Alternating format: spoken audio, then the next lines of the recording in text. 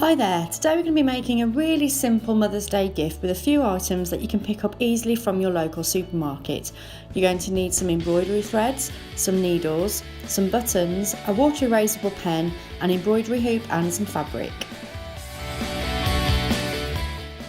We need to start to draft out our design using a ruler and a water erasable pen.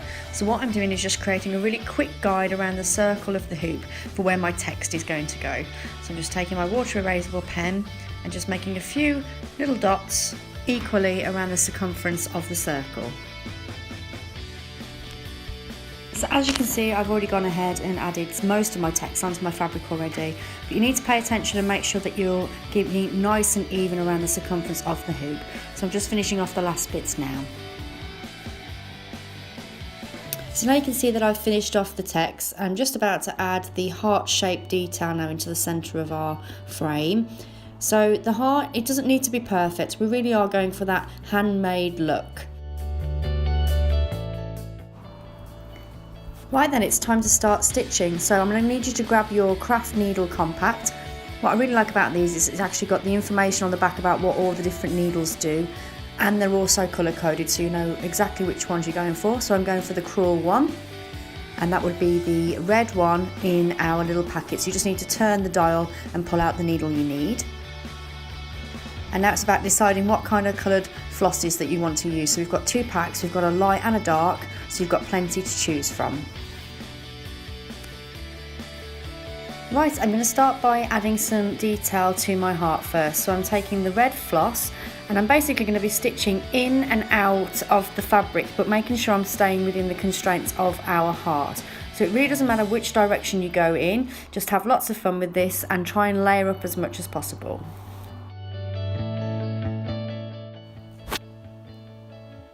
So when you're coming towards the end of your thread, you need to make sure that you're securing that. So I've gone through the front to the back of my work, and I'm going to take my needle underneath one of the last stitches that I've done, making sure that I don't go through the fabric, and then that's going to give me a little loop. So if you can take the needle back through that loop first of all, and then go through the loop again to create a little knot.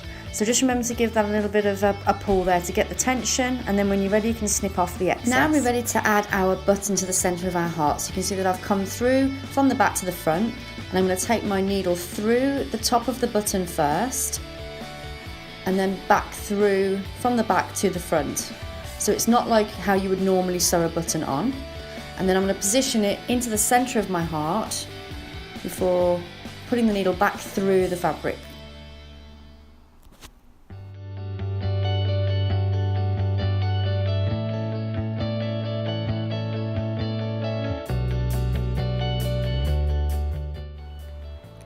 All that's left to do now is your lettering. So I'm going to be doing that with a stitch that's called a back stitch. It's a really simple one to do but really effective.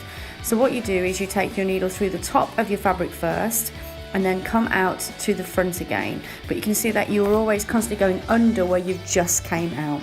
So that's your simple back stitch, and you just need to keep going with that. So when you've come to a letter, and you can see you've got quite a big jump between the letter B and U, I'm just going to show you a little trick. What I like to do, that's where I've come out, and I need to get right over there. So I like to go in and out of the stitches and not the fabric.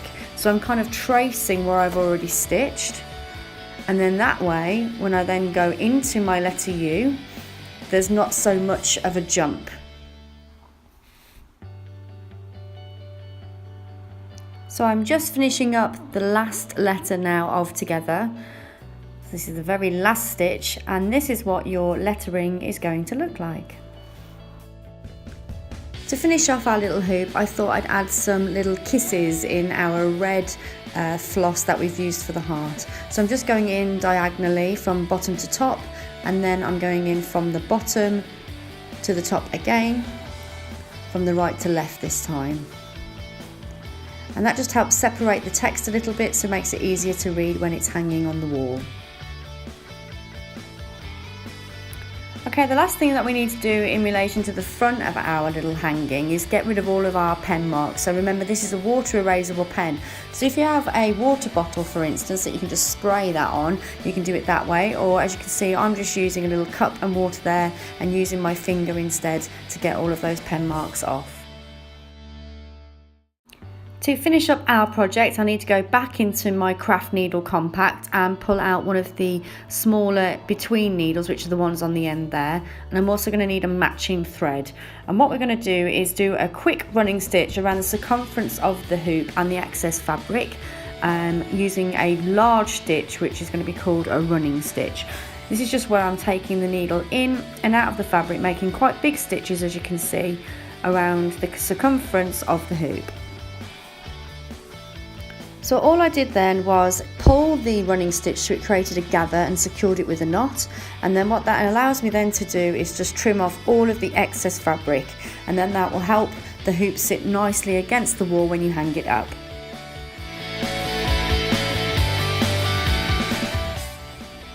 And there we have our Mother's Day gift, made with love with some simple core bond items that you can easily pick up from your supermarket. I hope you've enjoyed the tutorial, and why not check out YouTube channel for more.